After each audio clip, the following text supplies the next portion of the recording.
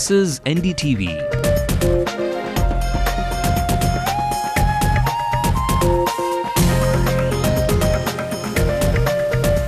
And you're watching Ndtv-Hindu.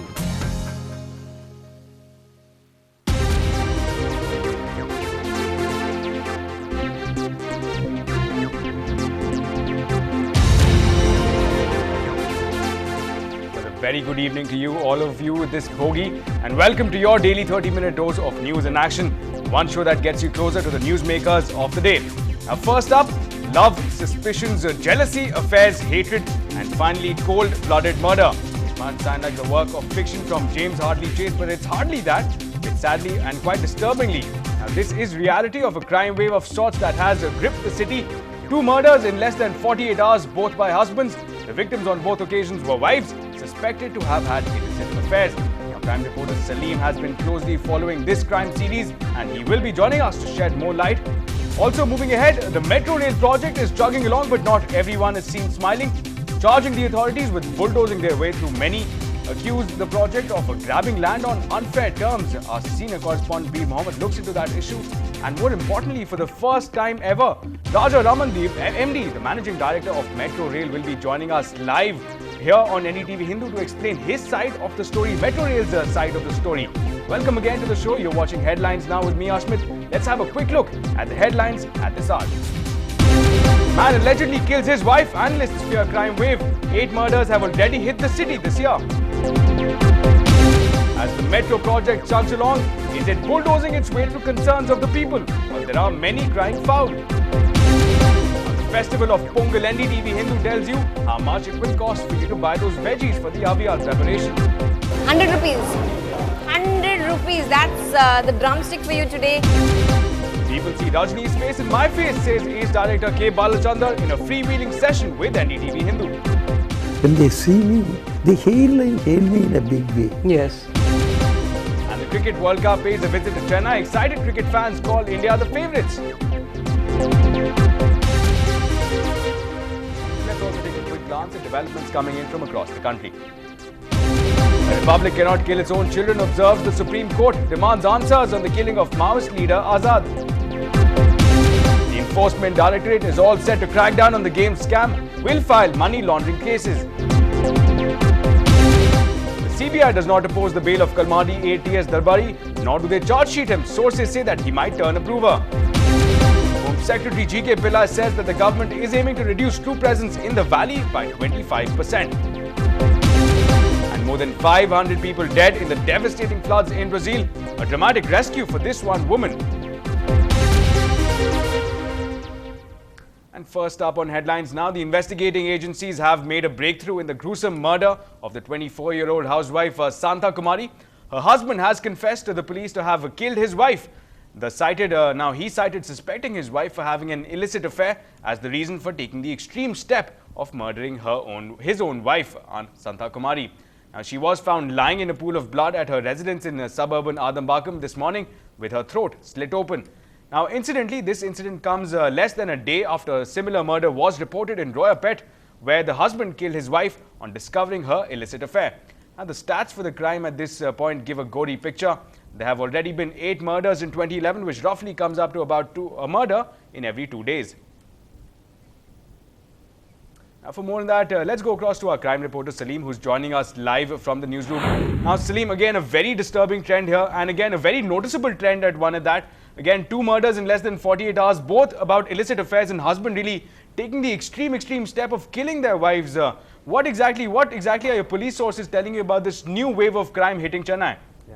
Both the husband turned accused have been produced before a city court and lodged at the Pudel prison. And secondly, when we study the crime pattern in the city, very clearly most of the murders are due to illicit affair. The police say that this is due to sudden provocation, and the police say that they have planned to address this issue socially with the help of the other department too. And secondly, murder under the influence of alcohol. People consume alcohol, and under the influence of alcohol, in a fit of rage, they commit the offence. So, alarmed by the increase in the number of murders due to illicit affair, the state police have asked the Crime Records Bureau to open a new category called murders due to illicit affair to in the in the record files to actually take note of the murders that occurred due to illicit affair.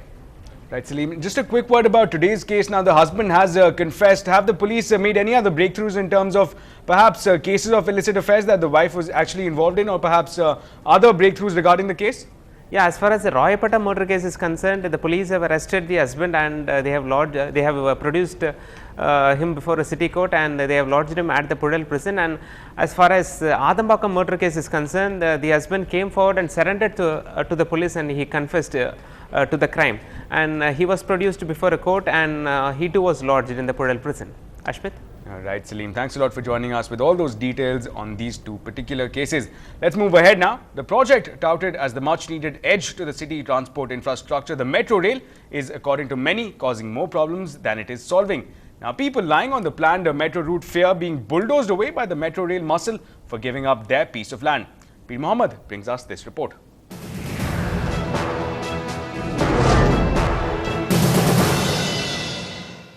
Retired Army Major V.T. Nair is the owner of this property in Meenambakam since 1973. His documents support his claim, but the Chennai metro rail system that would run through the area has taken part of the land and says it belongs to the government. I constructed this house with all my savings and also the retirement benefits. I don't have any other property also. I wish at least my rest of the portion of my house is not acquired further, and also the compensation of this plot is given to me. At least I can still pull on. Chennai Metro Rail says sometimes individuals need to sacrifice for the benefit of a larger number of people. It has promised compensation, but for Nair, the wait appears to have no end. But the house is half broken, and people who knows us, everybody comes and then inquire about this. And they say that even we are not able to get even the compensation. At least the government gives the compensation to us. We can somewhat repair this house and then live in the same house itself. In this old age, we cannot buy a new house, and we are not at all in a position to afford that. Basically, the metro rail has been designed in such a way that the public lands are maximized. The use of public lands have been maximized, and the private land acquisition has been kept to a barest minimum. The individuals need not get worried that land will be taken away without any adequate compensation. It will be compensated, and the rates will be very close to the market value. Certainly, yes. The expansion of the rail system in the north of Chennai is also hit by protests. There's also concern in Ananagar 2nd Avenue over compensation for people who had to give up land for the project. As Chennai Metro Rail work gathers momentum, issues of land acquisition and compensation come to the fore. The case of a army major being denied compensation for the acquired land raises several questions. Will Chennai Metro Rail come out with a comprehensive plan to compensate the aggrieved parties? Though they claim that they have a clear plan, the army major's case indicates there are several loopholes in the plan. In Chennai, Pir Mohammed, Ndtv-Hindu.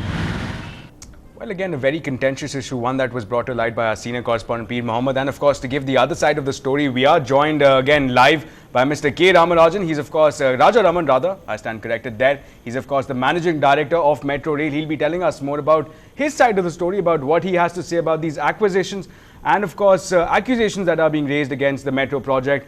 Welcome to the show, sir. It's great to have you here. This of course is, may I remind our viewers, is the first time that he is addressing the media, that he is addressing audience live on television.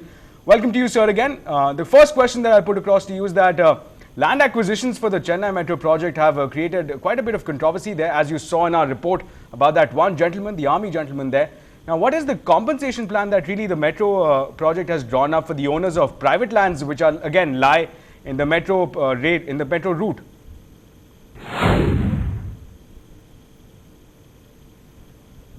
Basically, the metro rail has been designed in such a way that the public lands are maximized. The use of public lands have been maximized, and the private land acquisition has been kept to a barest minimum.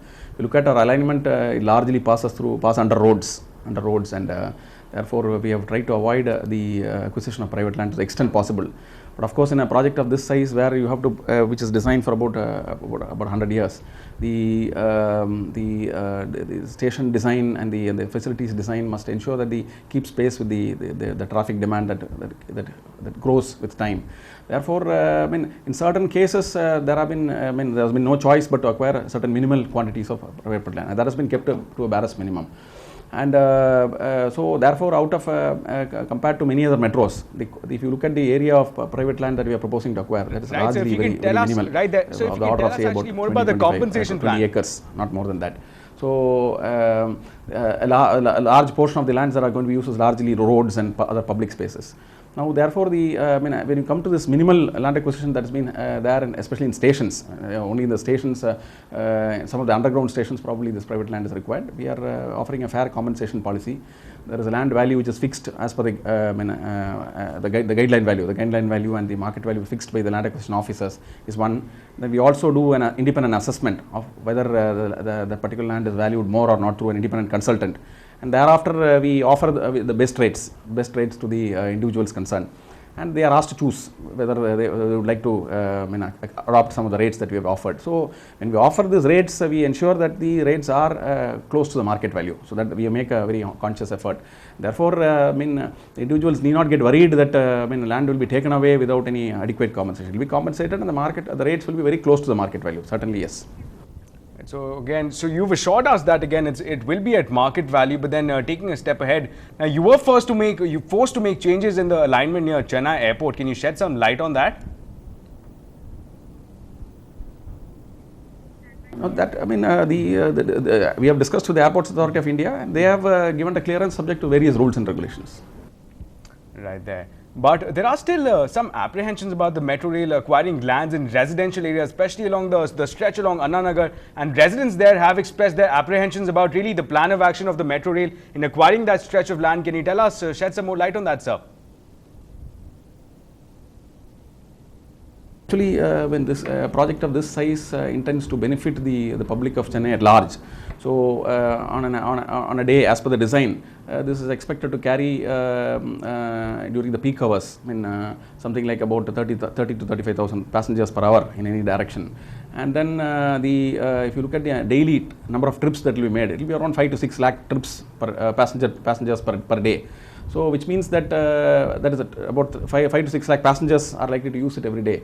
People so which means that there is a large public stretch of land. Can you tell us more about that? The roads are getting choked because of the use of private vehicles.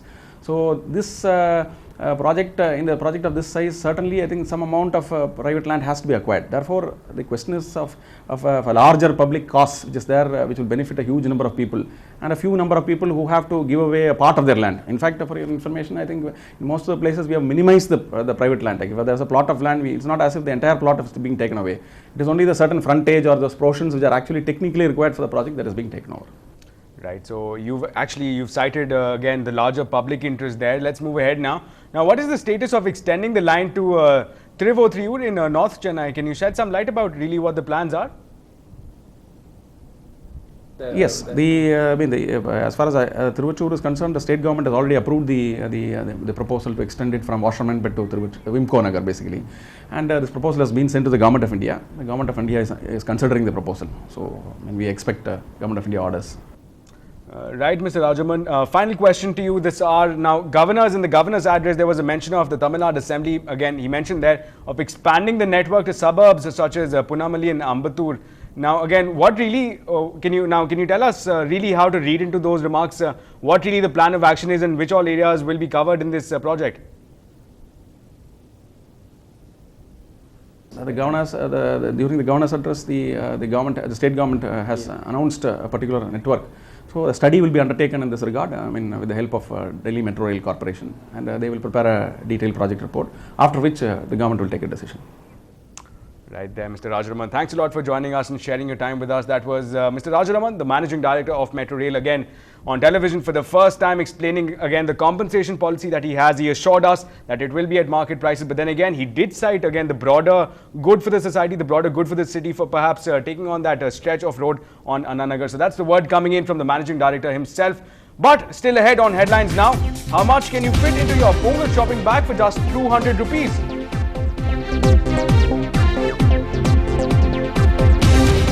Watch this dramatic rescue scene in Brazil. It's a gift of life in the midst of tragedy.